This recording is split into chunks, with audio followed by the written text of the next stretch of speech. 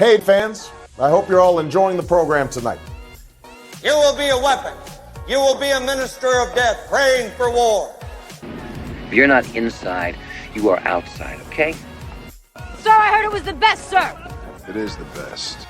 The only problem you're gonna have is that you didn't buy more. How was your weekend, Kyle? I had a very Austin weekend. After a hard week at my tech job, I then went on Friday, went down to a tiki bar, a very nice, fancy tiki bar here in Austin with some friends and my wife. And got it was like this over the top, like tiki drinks and everything, all very hip. And then we went and saw professional bull riding at the movies. Oh, that's very Austin.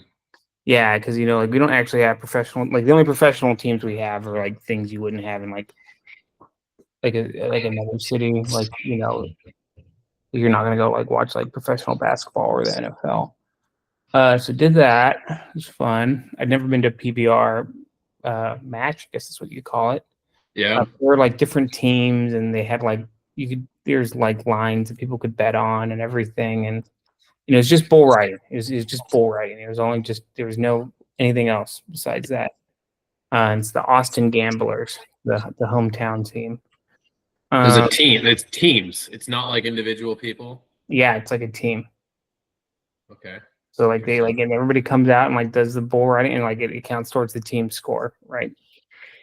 So you got to hit 8 seconds. I didn't know this. 8 seconds is kind of like the bullseye when it comes to doing this sort of stuff, if you were to use a shooting analogy. So yeah, that was a lot of fun. It was packed too. And then Saturday kind of was in a daze. I was out too late. I had not gotten a lot of great sleep the previous week. And on Sunday we went out on the lake with our neighbors, Lake Travis, early in the morning to escape the heat. Yeah, so just a very very Austin weekend. How hot is it there right now? It was getting into the hundreds last week. I think real fills were 112, 115, but this week it's cooled down. Today wasn't very hot. It was only in the 80s. Oh, that's like high 80s, but yeah, that's I moved to Southern California. I've been here a month, and it's 81, and people around here will be like, "Oh, it's just brutal right now." Oh, it's so hot. And granted, most people around here don't have air conditioning. My house doesn't have air conditioning. I mean, I'm in a hoodie right now, right? Because it's 65, 70 at night. It's funny because people around here, they'll be like, "Oh, you moved here, but it's boiling."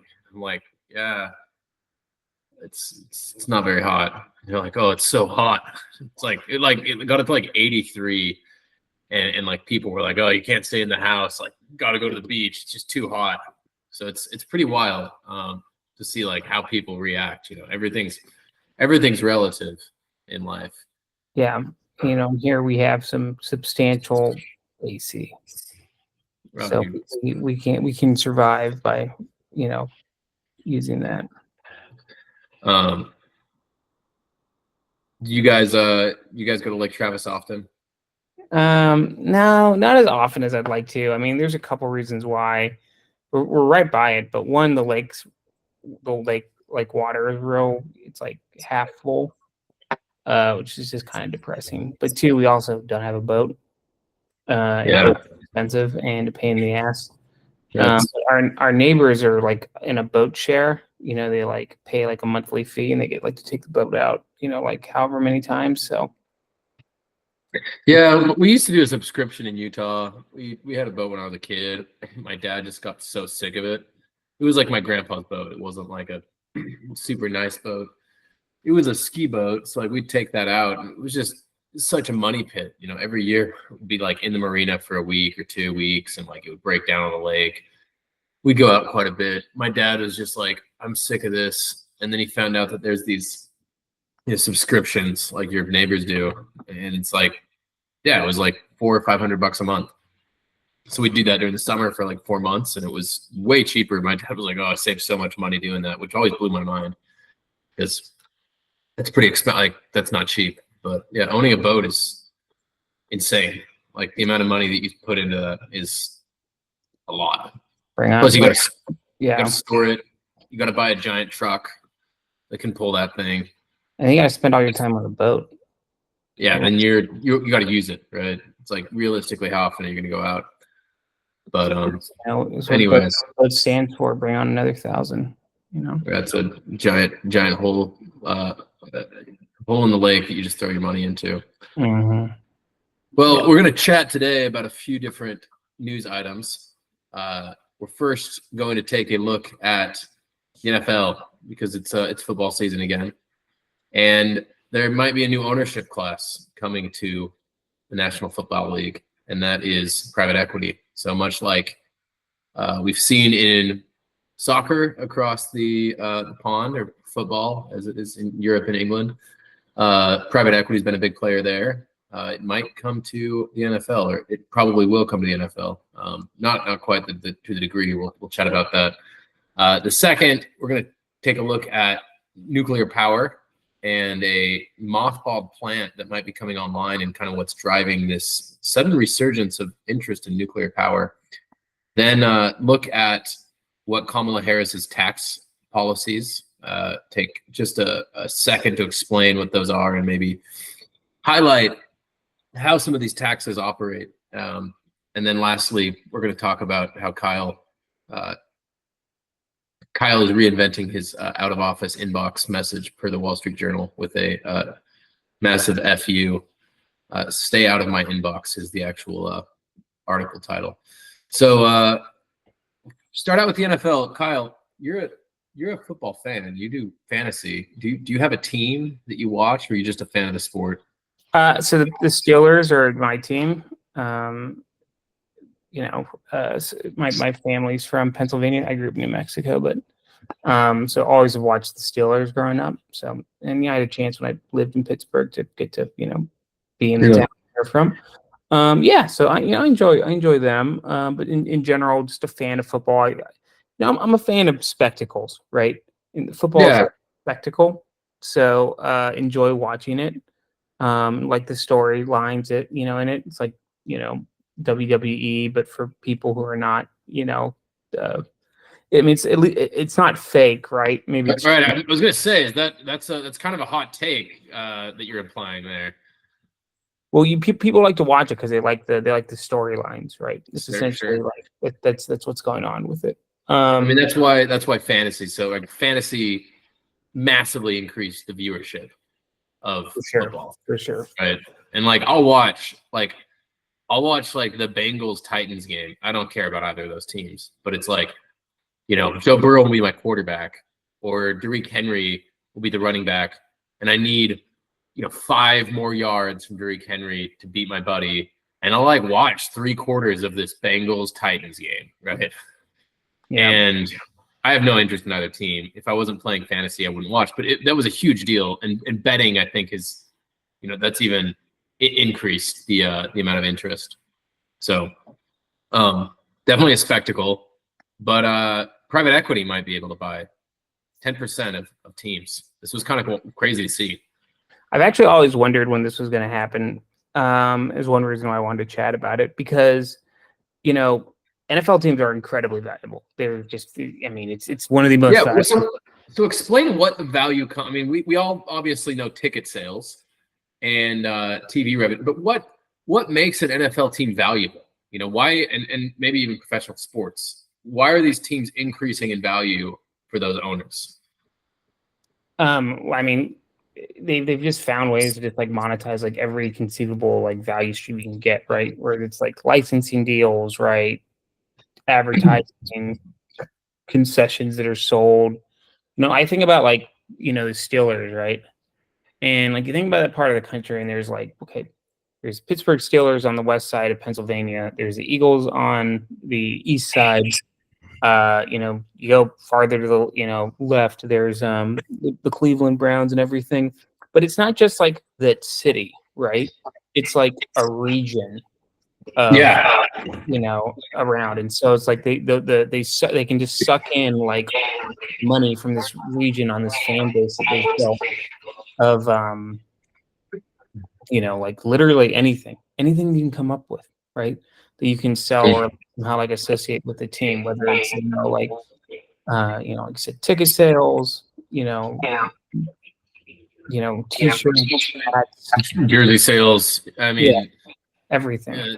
Travis Kelce's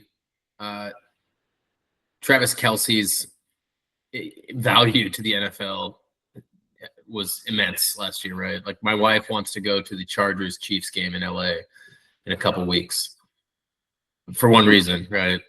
Right. So I've always wondered, and like I always wondered, like, oh well, clearly, like from like a business standpoint, there's a lot of like value prop here. So when was private equity going to get involved? And they just always had this rule where they didn't want that, right? They wanted like owners to own the team, right? Right. They wanted a single person to kind of have this Robert. They kind of wanted the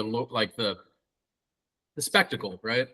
Like you wanted there to be the storyline of like, oh, what are the Ford family? Like the Ford family is like plotting the future of the Lions, right? It was kind of this, this dynastic. I think in the show Billions, they talk about ownership and they're like, oh, this is the American royalty. Like this is as close as you'll get to an American royal family is a sport, owning a sports team. Yeah. And it's like I remember when Dave Tepper, who's like the namesake of the Tepper, school business, like he had like a minority stake in the Steelers, and they had to sell that when he bought the Panthers. So they've allowed like some like minority ownership, but I don't think they've allowed this institutional ownership. Because they've always wanted like. I think they want to be, driven by different things other than like the bottom, like an institutional bottom line. But I think there's just so much money that they're finally like relenting to it. Yeah, I mean it's pretty insane to see the owner of the Eagles. I went to an Eagles game when I was out there in Philadelphia and was talking to some friends from Wharton. We were like, I wonder who owns this team. And we looked it up. I can't remember the guy's name. And we were sure that he must have been some sort of Philadelphia businessman. Turns out he is wealthy because he inherited the Eagles. Like his family didn't really do anything. And it's from this period in like the 60s and 50s. Teams weren't that valuable. Like, TV wasn't a thing. Maybe one or two games were on TV, but like football really was kind of just like a pastime. Like it wasn't this entertainment spectacle. And people on the teams for like, they'd buy him for like a few $1 million, and that was it. And this guy inherited the Eagles, and it was valued at like $12 million, and it's worth over $1 billion now, right? Yeah. And that's how he's a billion. Like that's how he is wealthy, is because he owns the Eagles. Like that, the appreciation in the Eagles value. So yeah, I think that private equity looks at this, and obviously private equity's play is to go in, using leverage and basically mortgage a company, right?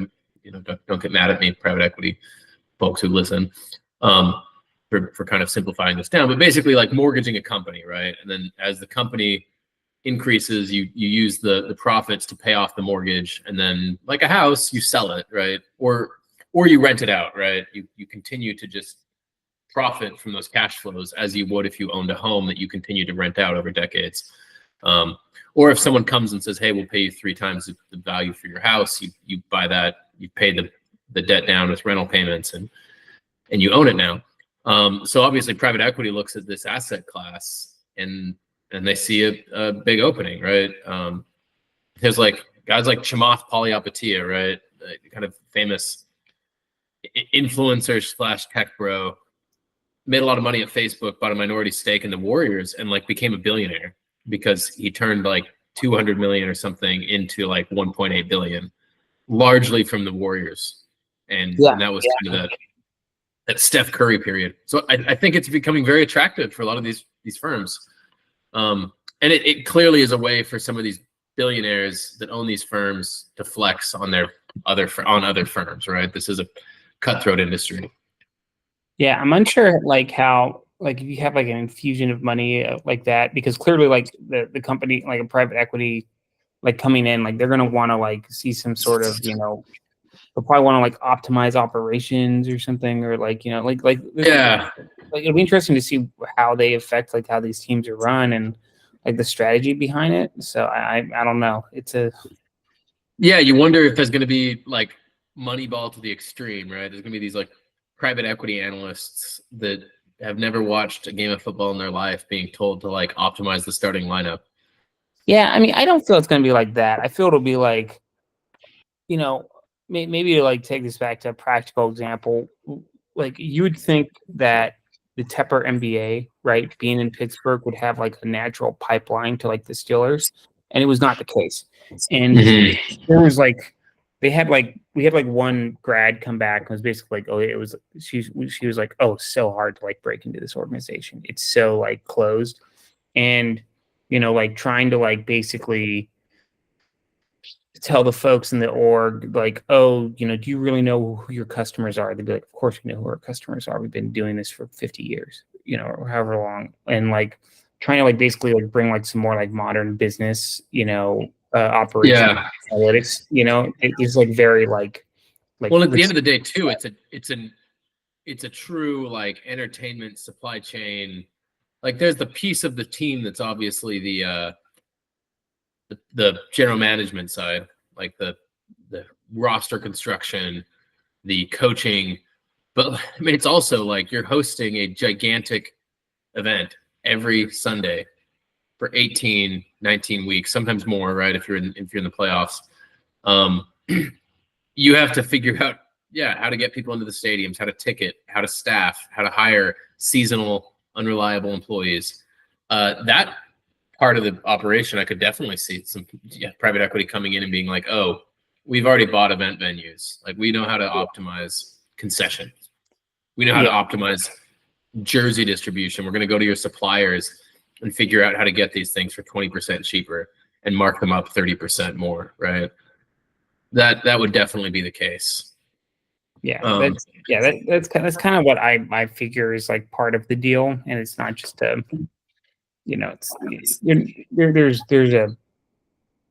trying to be more efficient in their business operations. So, which team do you think first to get purchased? Probably the one that's not doing well. That's the private equity answer, right? That's what I was about to say. I think everyone thinks about the sexy answer, right? Like I guess it could be one of the same. The Jets, like the Jets suck, and it's New York and it's cool. I could see some New York-based private equity. I could see Apollo being like, oh, let's go buy the Jets. Like 10% of it. It's 10% also, by the way, right? It's not full ownership. And I don't know how it works with like, could Mark Rowan buy a team and then KKR by 10%? I doubt it. Like I would imagine there's some kind of like, I don't know. That would be weird, but that could be interesting. But yeah, I don't know. Maybe like the Titans or something. Yeah, or the Titans.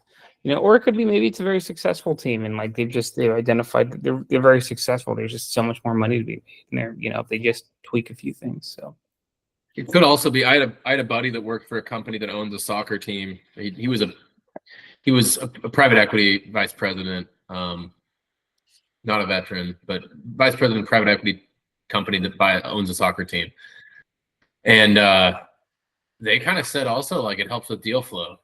Like to be able to say like we own X team, right? I don't know if I can, don't want to get my buddy in trouble, but basically they were like, yeah, we go to people and they're like, oh, we'd really like that can actually shift deals in their favor for people to be like, oh, the owners of the Rams, right, like are going to buy our company. That's pretty cool, right? And they have a box, and that actually has helped them. So I don't know. That could also be an angle.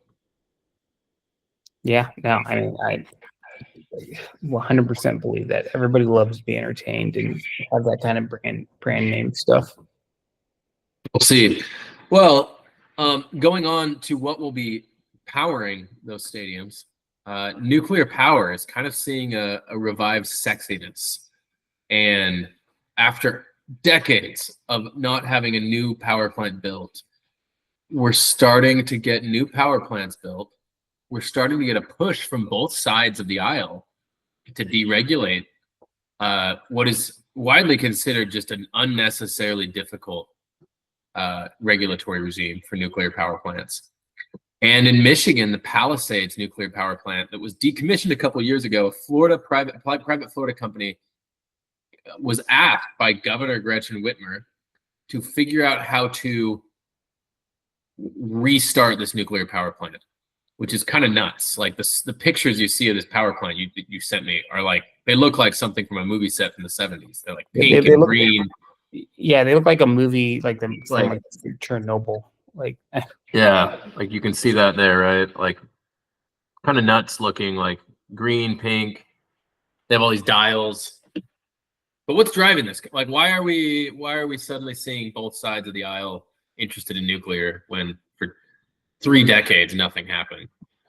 I mean, I think there's like a bunch of reasons. One, there's like a clear, policymakers, people can see that there's like a clear demand for more energy in the future and more like clean energy, right? And there's also some like economics behind it. Like, it's just been cheaper to generate energy with natural gas, but like people don't want natural gas plants. Saying like, oh, it's not actually like clean energy, right? Which kind of like up for debate. But with like there's like stricter like federal and state emissions laws that have just made natural gas and coal like harder to run. And so the idea is, okay, well, like, do they shift back to nuclear now? And the reason that people would say it's, I mean, to kind of just summarize nuclear power, you take uranium, right? Not plutonium, so it's not a nuclear bomb. You take uranium, which you would enrich to make plutonium for a bomb. You basically get these rods close to each other. It gets incredibly hot, boils the water, turns the turbine, and the steam, the smoke, the steam you see coming out of nuclear power plants is the steam that comes from the boiling. And it's incredibly efficient. The one stat that I saw was like one bread box size of uranium, so like, loaf of bread, is equivalent to about 1,000 train cars of coal. Yeah, it's a very compact source of fuel. Now, the downside is obviously you have nuclear waste. I don't feel like it's like such a downside. I think I saw like something that was like this. It was like 20 or so barrels, and it was like represents the like yes. 30 years of output of like a nuclear power plant, and like it's so small. It's insanely efficient. It's not like you're burning, like you don't have like mounds of uranium each day. It's like, that's like years worth is like a few barrels. But it does occur, right? You can't just throw it in the dump. At the same time, used coal is like incredibly toxic. Mm-hmm. You can't just dispose of that either. And any fuel other than solar and wind, which fuel cells for solar are also like difficult to dispose of. So this is not a problem unique to nuclear, but there's been a lot of fear around like nuclear waste, right? Like you don't want nuclear waste stored in your hometown, right? Because terrorist attack will blow it up, which is everybody says it's okay until it's in their backyard, and they're like, what do you mean we have a nuclear power plant 10 miles from here? Exactly. Well, I think the big thing that people are realizing is AI takes a lot of power. It does. It takes a shit ton of power, and it's only going to increase in the future. And then you have the electric car demand, and so there's a need for more power, right? And with the way the current like environment and like regulations are, and like concerns about environmental damage, I guess that it's like there's only really one solution, and that solution is a nuclear power plant. So I guess we're going to go back to this, but I mean it's just interesting to look at like they want to recommission this plant that's been out of commission for 30 years. It's crazy. I kind of liked, I mean, it was at one point kind of sad, but also hopeful. But like America really did like, going to the moon, building the interstate system, inventing the internet. Like we did used to have kind of this attitude of like, oh, we'll just do it. Like we have to do it because there's not, and we've kind of become a very like litigious, partly comfortable society. I mean, life is very good now, right? But we had this attitude of like, oh my gosh, is it going to be possible? And it used to be like, yeah, of course we can do it, right? Like, and now, there's kind of all these voices on the other side being like, oh, not the other side, like meaning conservative Republican or conservative liberal, but just like pro or against nuclear power. Because I do think this is now cutting across partisan divides. There's kind of this argument of like, oh, is this gonna be too hard? It's gonna be too dangerous, and it's like very risk averse. So it is kind of cool to see that it's like we've never done this before. Let's see if we can. I think that's kind of hopeful, but there's definitely some concern around if it's like worth the amount of effort, right? Would it be better to just decommission it and then build a new one? Yeah, I guess they said that it would take like 10 years to do that, to build a new power plant. Whereas like, they feel like they could get this one up and running in like a year and a half. So I mean, I clearly this is a complicated thing to do, right? So and it's only been out of commission for a couple of years. So yeah, this isn't like, it's not like, oh, it's been sitting, condemned for 30 years. It's like, yeah, it's like a couple years old. It'll be interesting to see if they keep the old paneling. China's ramping up nuclear development, and they're building smaller cells, and they're doing it pretty efficiently. And one thing we need to do to maintain our innovation edge over China is to continue to provide power. Explain, like, why give two fucks about environmental nothing. No, they don't. Why does AI take so much power? I don't think people realize what's going on. Like when you actually go to ChatGPT or Gemini or Anthropic and you ask them to like make an image, like what's going on the back end? Why does it take so much power? Well, I mean, it's because I think we've talked about this before, but like GPUs, right, to do the graphical processing units to do the really complex calculations that are necessary for AI models to basically run. And so it's this, it's this crazy like crunching of like, mathematical models that has to occur like very rapidly and like over and over and over for AI to function, right? And it's just like it's like an AI query is much more expensive than like a search query, right? And so they just demand more power. So it's like if you can't supply that, if you can't, there's like two problems. Like you need to have more GPUs and then the power to supply those GPUs. If you don't have it, then you can't build more advanced models or do more advanced things with AI. So that's like the reason, like, and like we're just at like the kind of like start of this, right? Like, the whole like momentum shift to AI is like where it's like the 2008 moment with the iPhone. We're still in that, so everybody's just looking out in the horizon and they see like, hey, this is going to become a much bigger need here very quickly. Mm-hmm. Yeah, and I think, it was interesting to see, Gretchen Whitmer asked them to do it. The Infrastructure Act, and I think part of the Inflation Reduction Act had big loans and grants for nuclear power development. And I think it's been a point for Republican agendas for a while to push on nuclear power, and it's definitely become more in vogue on the Democrat side to also push on that. Japan's like recommissioning a bunch of plants. They realized like, oh, that's kind of foolish. Germany is like not going to hit their target. Germany's beholden to the Green Party for their coalition, right? It's like 7% of Germans determined that we should ban nuclear power, and it happened. It was kind of a crazy event that the Greens, after Fukushima, that Germany just like ended all nuclear. No nuclear in Germany, and they've increased coal, and they can't figure out how to power their country. Yeah, and then they want to import Russian gas, right? Which is obviously like yeah.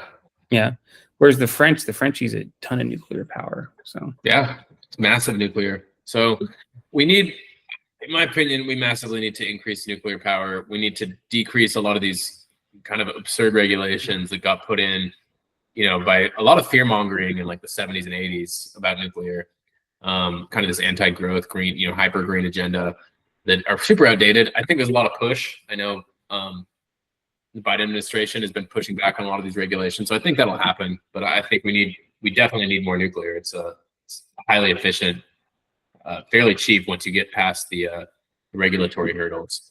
So Yeah. hopefully that happens.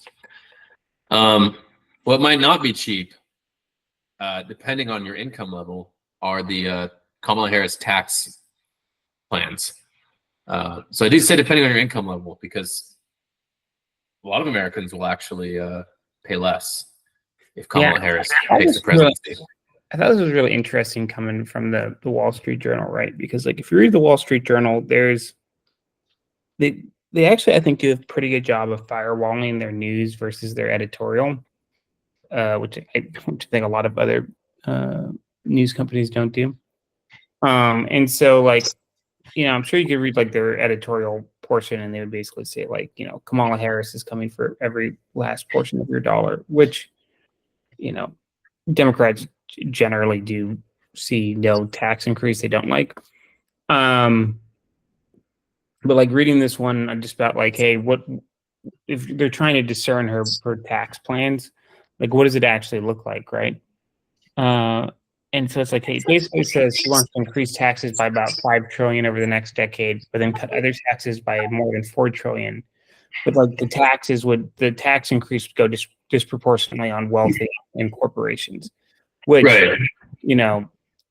I'm not in favor of higher taxes for anybody or more corporations, because I generally feel those trickle down back to. Well, it's the idea that, and we can get into kind of each angle of the tax plan, because obviously, it's taxes are very complex, often on purpose, because we want them to achieve a policy end, right? We want to favor investment over labor. But the idea is that corporations don't pay taxes, right? That's the more conservative supply side idea, is that there is no such thing as the corporation doesn't exist except on paper. So it's not like the corporation pays the taxes. Inevitably, either the employees will pay the taxes, either the shareholders will pay the taxes, or the consumer will pay the taxes, because that money will either be charged to consumers, right? If the good is inelastic, They'll pass it on, yeah. Right? Or if the good is elastic, meaning that if you raise the price, fewer people buy it. Something like an iPhone or like a soda. Then the employees or the investors will pay it. And if it's an inelastic good like gas, the consumers will pay it, right? It's not like the corporation doesn't exist. Now, if you're someone that's more demand side, more liberal, you'd probably say, well, most of the time it's the investors that are paying it, right? It's the shareholders, the people that are very wealthy. And the supply side response is, even if that's so, then just raise the taxes directly on the people you want to tax, right? Don't do this like tax on a corporation and let the corporation figure out, don't make the corporation figure out how to allocate that tax burden. Just tax the people directly. That's a much more efficient way of doing it. But there's kind of the envy piece, right? People don't like the fact that corporations like don't pay taxes, right? That's kind of like easy to demagogue in my opinion. Yeah. I mean, it's corporations are a way of organizing work, right? And if you want to like dive into like the economic benefits of it, right? And like ways like money should actually be like handled and like put to productive use. Like they're not like a bad thing. It's a whole capitalist argument, right? But yeah, I don't know. I always like, every time I see it, I'm like, and I was telling my wife this, she was like, oh, she wants to tax unrealized gains. And I'm like, of people who are very wealthy. Right, $100 million plus. Unrealized gains, meaning, again, the house analogy. If you buy your house for $1 million, the county assessor comes and says it's worth 1.3, and you were worth over 100 million, you'd have to pay a capital gains tax on $300,000, right? Yeah, exactly. But I'm of the opinion, right, that the government doesn't participate in your losses, your unrealized losses, right? So why do they participate in your unrealized gains? The argument that is made, and there's one that I think, like on the surface of it, sounds good. Is that what they're saying is really wealthy people have so much money when it comes to like unrealized gains that they can borrow against it and not basically ever pay taxes on huge amounts of money. That it's like, okay, if you like have all this money from like a company that you founded, or you found a company, sold it, pay the taxes, and diversified it, right? And now you have like all this money in equities, or some other form of like near liquid asset. You can then just borrow against that. A HELOC, basically. Yeah, you can borrow against it, and you'll pay an interest rate on it, but the interest rate will be less than what you're going to pay in taxes. And so he's saying like, well, that's how billionaires or whatever get away with like Jeff Bezos. Yeah, Jeff Bezos can get. He still owns like what 20% of Amazon. I think it's less than that, but yeah, it's like 15 or 17%. I mean, it's still like it's a substantial amount, right? Yeah, so he can go to a big bank, right? Like he can go to a large bank and be like, "Hey, can you give me a $100 million loan? To line my line of credit, right? Like Yeah. a $100 million line of credit." And any of these banks will be like, "Yeah, just put up your Amazon stock as collateral. Like that is a top-rated stock. It's not going to go kaput. If Jeff Bezos ever says I decline to pay this back, we just get Amazon stock." Like easy. or they say they'll do that. They'll come to some other agreement. They'll be like, yeah, obviously it's asset backed, right? There's collateral, but also Jeff Bezos, like, you'll cut us in on like any future new business thing you're doing. Right. We'll get the IPO, or we'll get the first take on like the debt, right? Like whatever. It's more complex than what I'm saying, but it could be. It's for us peons, like a home equity line of credit, right? Exactly. That's the closest. That's what we do. You don't pay taxes on your HELOC. Yeah. So yeah, the home's a good analogy because it's the real estate is to the average person, right? It's yes, the amount of leverage the average person can get, right? So yeah, and like, so like for her plan, right, it's basically like saying like, yes, that's what we're going after, right?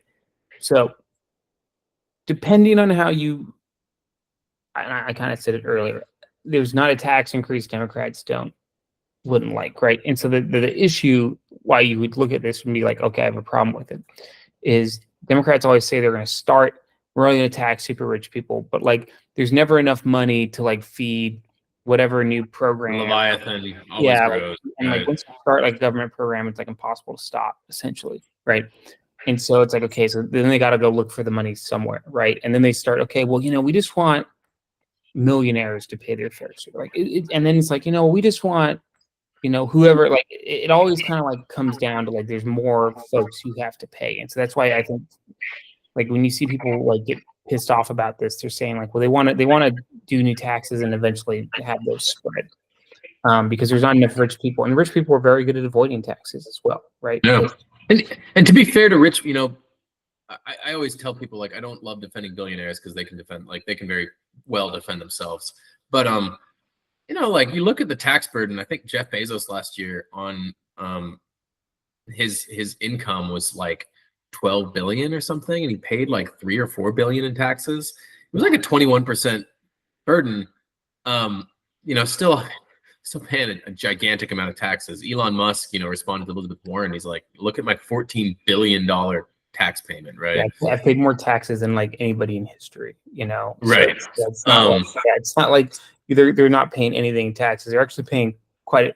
I actually feel really insulted, or I feel like politicians really insult the average intelligence of people when they say like, this person, Warren Buffett, pays less taxes than the school teacher, or his tax rate is less than a school teacher. I'm like, yeah, on like a tax rate basis, but on like an absolute basis, Warren Buffett is paying like an insane amount of money to the government. Right. I mean, it's like you remind me of PJ O'Rourke, God rest his soul.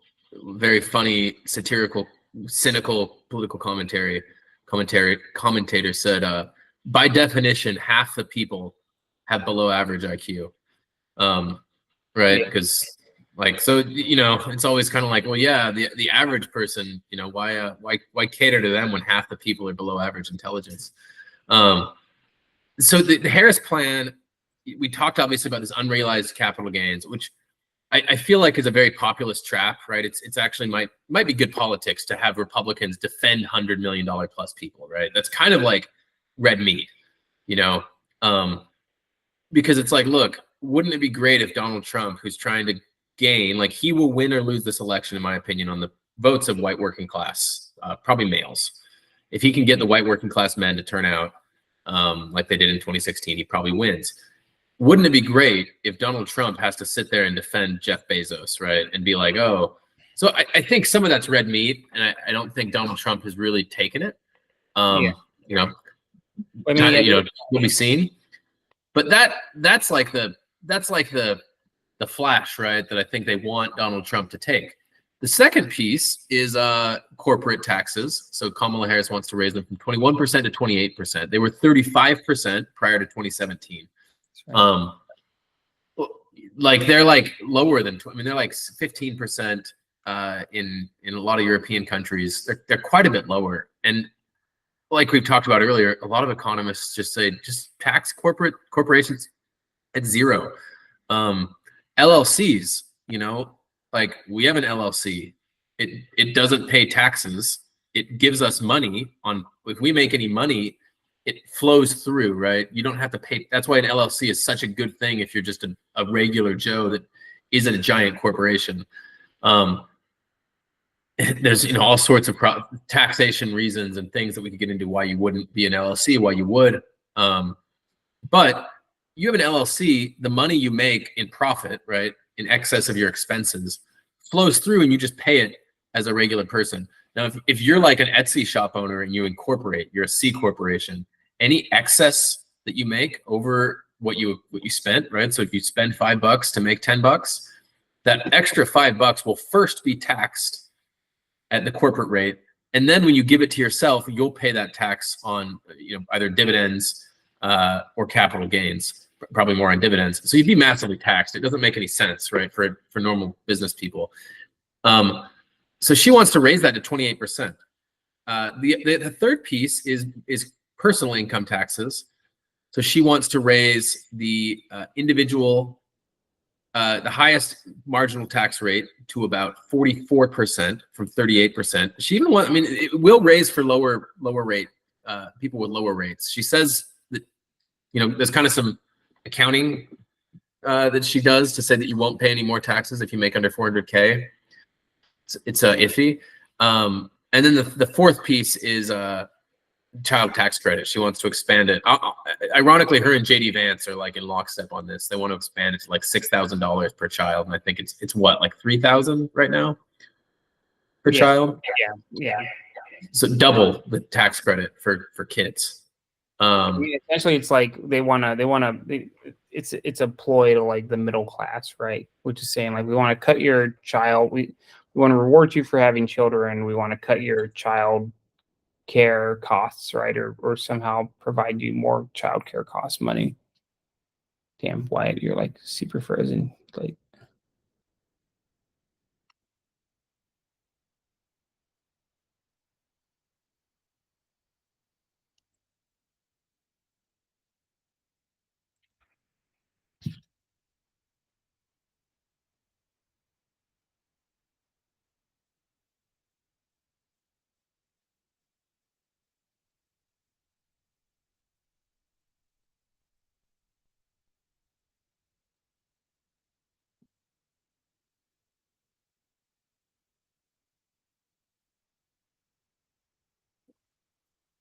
you're back.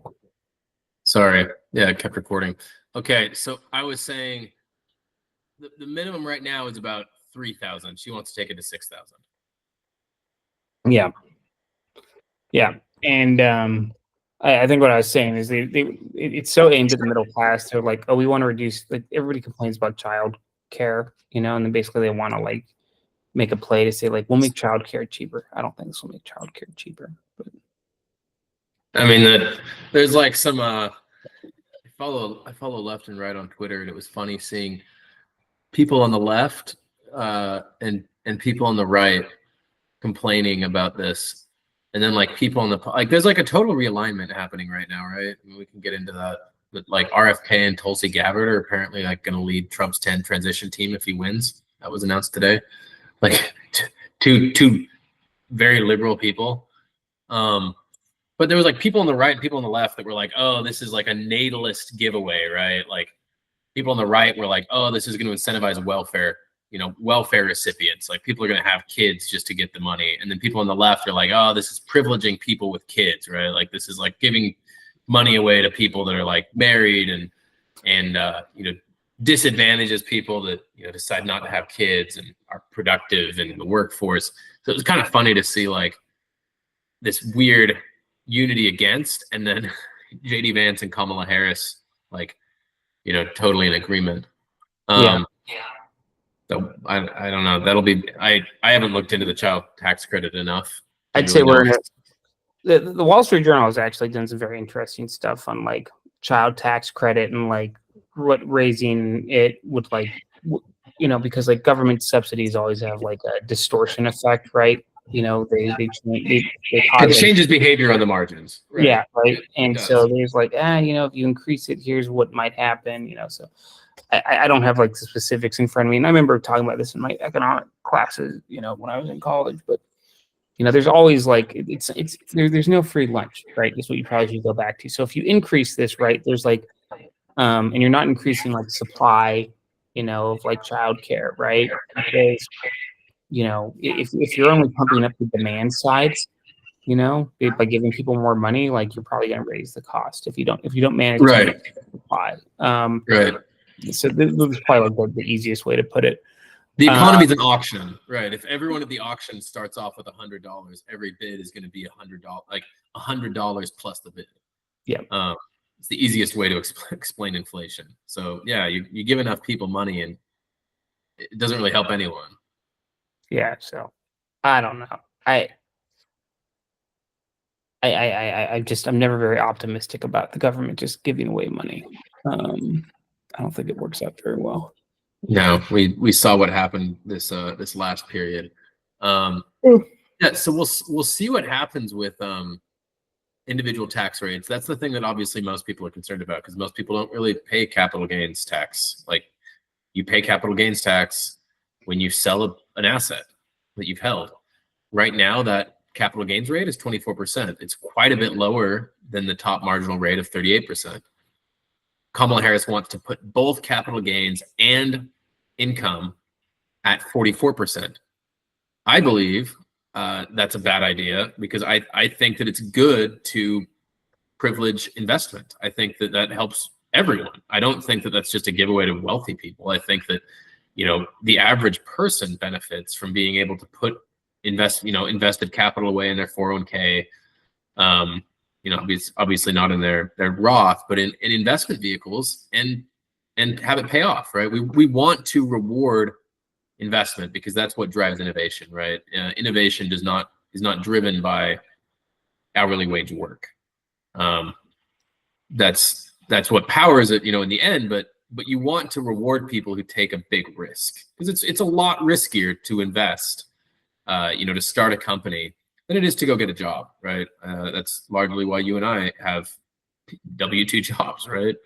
Because it's a lot less risky. So I don't think it's a good idea to put the capital gains tax rate at the same as the income tax rate. Yeah, this is always like, you want to reward job creators, right? And like people get all pissed off about it. This is always like that boils down to like the same trickle down economics argument that people, either say, oh, this is bullshit, or of course this is totally right.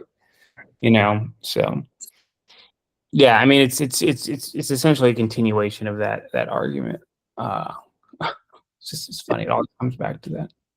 Well, for me here in California, who pays well over the other thing that she wants to do away with is this SALT, state and local tax deduction cap. So like You get your state and local deductions capped at $10,000. I pay a lot more than that in California in state and local taxes, property tax plus that was a big change when the Trump tax cuts, right? They severely limited that deduction. It used to be you could take like what unlimited. I think it was uncapped. Yeah, I think it was capped at like maybe 50 or 100. Like you'd have to be a really, really wealthy person to not take the SALT cap tax. Yeah, but like the whole popularity of it was, again, in super wealthy or super expensive locations, right, where you're gonna get taxed out the wazoo. In like New York, California, or Illinois, you could they're basically like, rich people love this, right? Because like, oh, without the SALT tax, right, I'm going to get super screwed in my taxes. And the argument on the other side, yeah, but this is like, it's a subsidy. It increases the cost of housing, and it's also it was also states. like a way to like, I think the policy angle, the political angle too, was like, let's not give Democrats in blue states who have super high taxes, Illinois, New York, California, let's not give them a break for having massively, high tax regimes. Maybe people in those states will like get mad and they'll lower taxes in California. It didn't happen. The taxes are still fairly high here. I think the top, if you're in California, I'm not making the top marginal tax rate. It's like $550,000. But if you make that in California, your tax is like 10% for California. Your tax under Kamala Harris would be 50 or 44%. Your FICA tax would be 6.5%. You'd be paying like 60% here in California if you were making over $550,000. It's insane. It's insane. Yeah. Get you'd want to start a business at that point. If you're a top income earner, there's like no reason to come to California. The difference between $400,000 a year and like $550 is like negligible at that point, right? So anyway, yeah. Still a nice place to live for the weather and everything, but man, it's hostile towards business and towards high earners. So one disadvantage of being a W-2 earner, to move on to the next topic, last topic, is dealing with your email inbox, dealing with corporate corporatisms. You sent me a really interesting article about people putting passive-aggressive out-of-office email notifications, which the out-of-office email notification is that I will be, on vacation from this date to this date. I will, normally in the past, it would say, I will respond to your email when I return. This article took a different tact. What did you think, Kyle? So the whole out of office reply thing, right? And basically being like you see different variations of it out in the private sector. And I'm also sure, because this is a podcast that I assume most of the folks who follow it are veterans, right? Or in the military. You'd see variations of it of like, hey, I'm out of office, but if it's an emergency, here's my cell, I'll be checking email once a day, like you'll see stuff like that. I think especially in some of the more high-powered competitive jobs out there, where folks don't ever really feel like they can disconnect. I've seen multiple examples of folks who are like, throughout my career, like, if you really need to reach me, like they leave that away, right? And so this article is interesting because basically it's folks saying they're taking like a hard stand and being like, you cannot reach me while I'm out of office.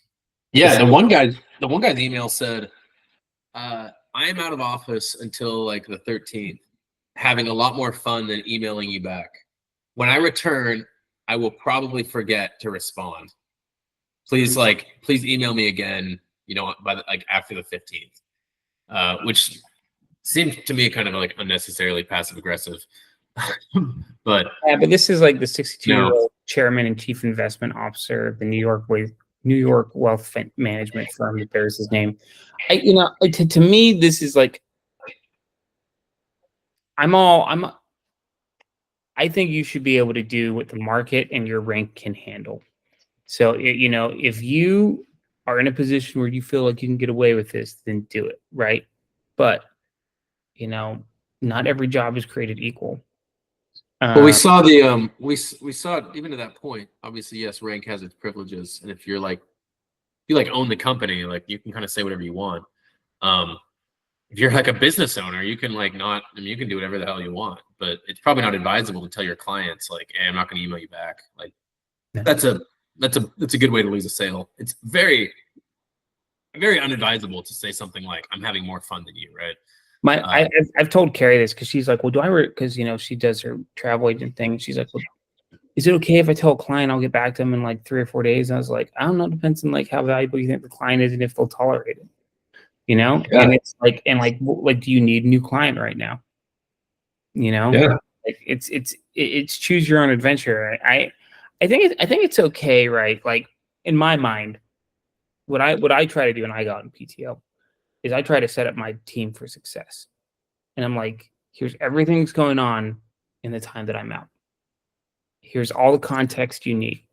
Here's everybody is covering down on something, right? And then I'm like, you will be okay until I come back in 7 or 10 days. Because it's only like a week, right? Really? Yeah, and if something really urgent, like unless you're like again, like my dad owned a business all growing up, not like a big business. He was normally like him and he had like 2 employees. He never took a vacation off. Like he's worked remotely my whole life, but like everywhere we went, he would work 2 to 3 hours a day because like he couldn't, right? There was nowhere to cover. There was no one to cover down for him. And like you said, if you think, hey, I'm the only person that can make this happen, you might have to work. Generally, your team can probably handle whatever it is for a week, right? And you're probably not going to take PTO when you're doing like a giant project. That's kind of like basic.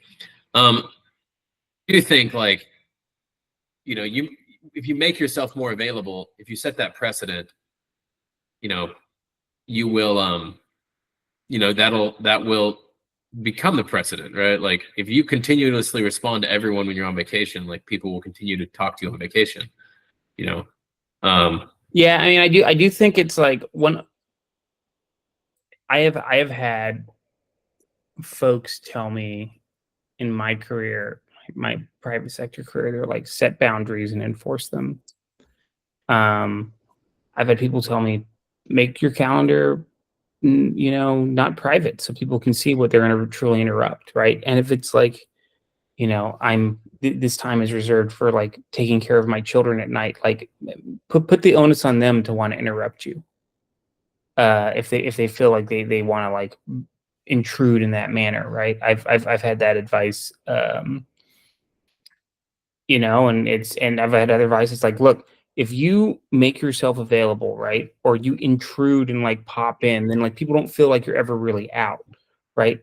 But if people just know you're gone, then they'll figure it out on their own. They'll find a way around it. And so that's generally like if you think about like this article and like basically putting that boundary up, you put the onus on the sender instead of the sender putting the onus on you. Right. I do think it was an interesting article in light of the fact that like the Starbucks CEO got fired, right? And they hired the Chipotle guy. And the Starbucks CEO took a ton of heat for saying, I don't work after 6. Like after 6, like don't contact me. That's for my kids and my family. Which I heard some people say like that might have been like a politically correct like he might have gotten some flack because like some of the lower employees that like probably don't need to work past 5 or 6 like we're saying that it was like a negative culture and maybe he's trying to set the tone.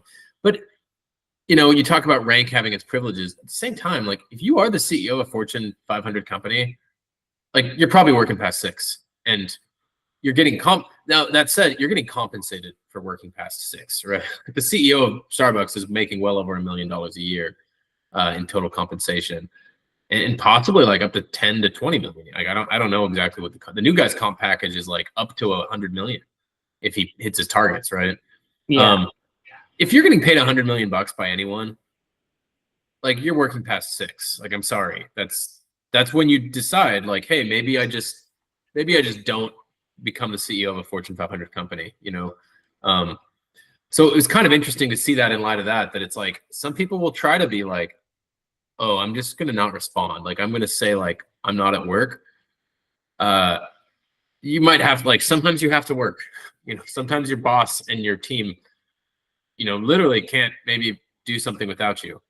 If that's you, like, you know, don't give the board reasons to fire you. Like I think the Starbucks CEO probably did by saying, always know your environment and your team and what is acceptable, and try to foster, you know, hopefully you've joined an organization that values teamwork, you know, and fosters an environment of mutual respect. What did you think about that? I mean, like, you know, last thought. What did you think about that? I don't work past 6. You work in an organization that's highly profitable, big. I would not say that as a CEO. I would, you know,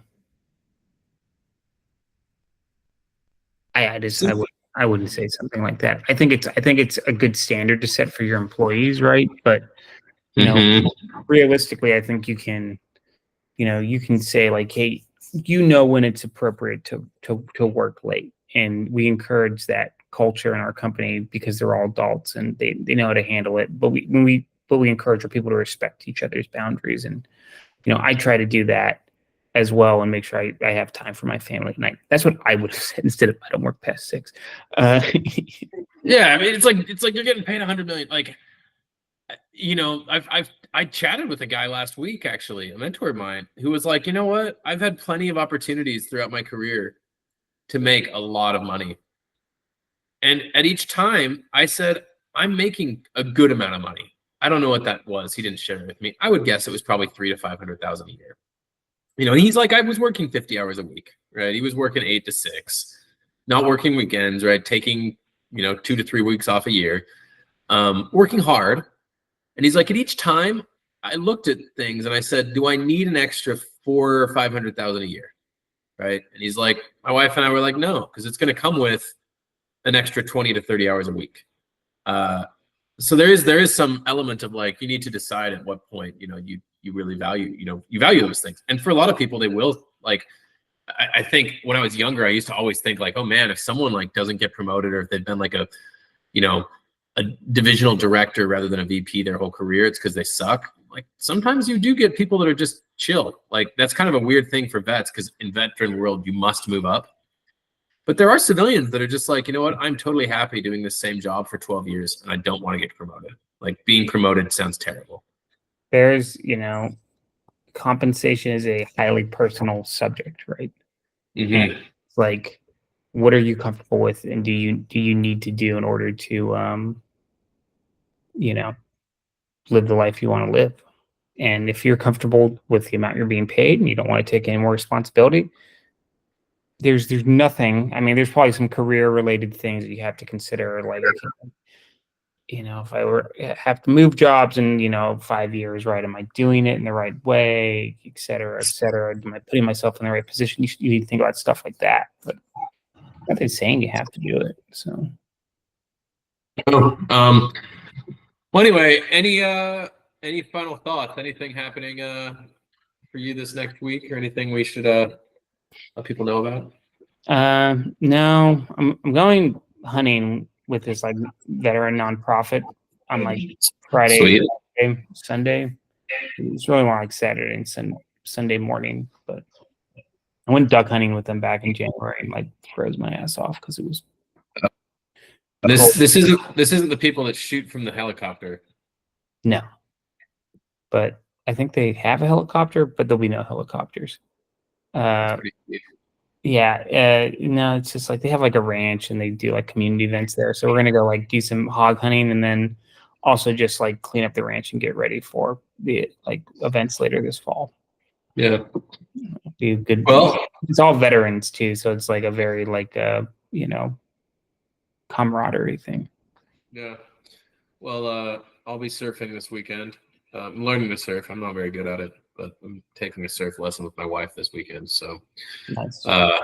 I've surfed the last couple of weekends and like kind of stood up and like fell out, like fallen over, which was an achievement. Pretty fun though. It's actually like pretty sweet to surf. So I mean, it's popular for a reason.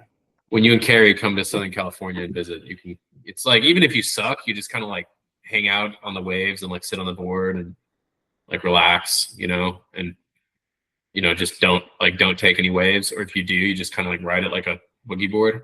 You look like an idiot, but like no one really cares. Everyone's very chill.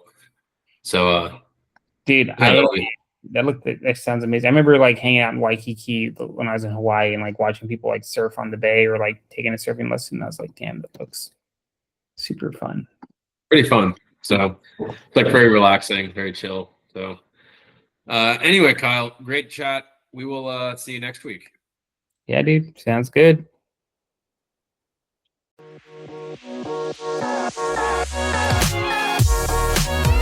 And I'm not talking about some $400,000 a year working Wall Street stiff flying first class and being comfortable. I'm talking about liquid.